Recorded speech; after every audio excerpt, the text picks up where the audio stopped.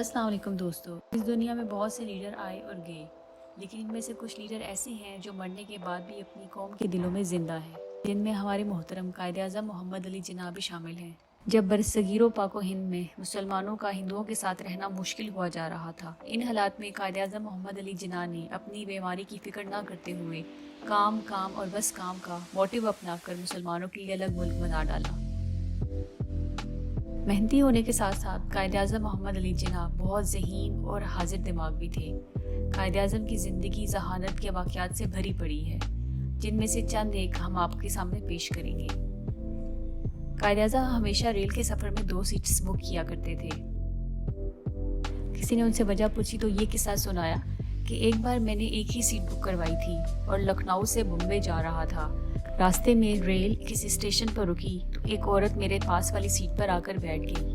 मैंने उस पर ध्यान नहीं दिया और अखबार पढ़ता रहा। जैसे ही ट्रेन ने रफ्तार पकड़ी तो उस औरत ने मुझे कहा कि तुम्हारे पास जो कुछ भी है मेरे हवाले कर दो, वरना मैं जंजीर खींचकर तुम पर मुझे छेड़ने का इल्ज़ाम लगा दूंगी। कायद-ए-आज़म बताते हैं, मैंने उस औरत पर तवज्जो नहीं दी और अखबार से सर नहीं उठाया। उस औरत ने दूसरी दफ़ा अपनी बात दोहराई, मैंने भी अखबार से सर नहीं उठाया। आखिरकार उस औरत ने मुझे झंझोड़ा और मैंने इशारे से बताया कि मैं बहरा हूँ, लिहाजा जो कुछ भी कहना है लिख कर दे दें। उस औरत ने अपना मुद्दा कागज़ पर लिखा और वो कागज़ मुझे थमा दिया और मैंने जंजीर खींचकर वो कागज़ रेलवे हुकाम के हवाले कर दिया। उस दिन के बाद से मैं हमेशा 2 ही सीट्स बुक करवाता हूँ।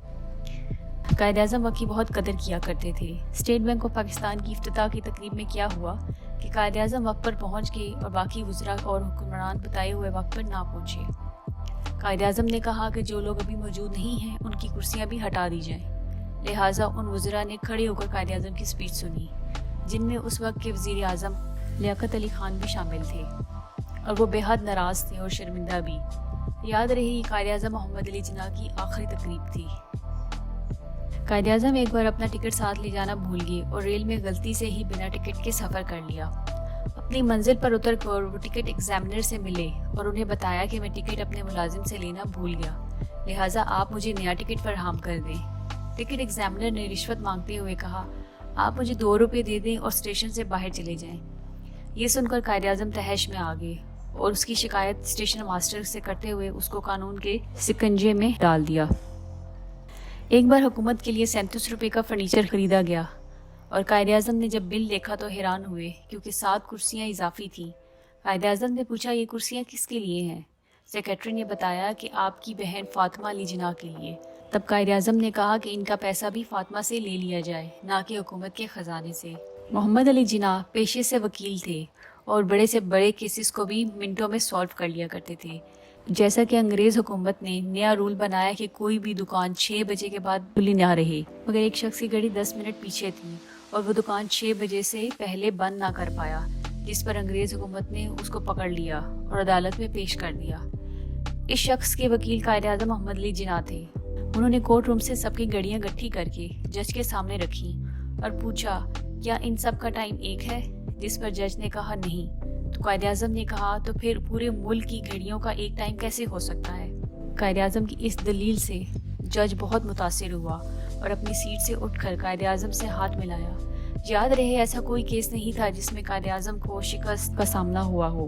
कायद-ए-आज़म मोहम्मद अली जिन्ना एक बार अपने ड्राइवर के हमरा कहीं जा रहे थे। रास्ते में उन्हें एक खातून मिली जिसने उनसे लिफ्ट की गुजारिश की।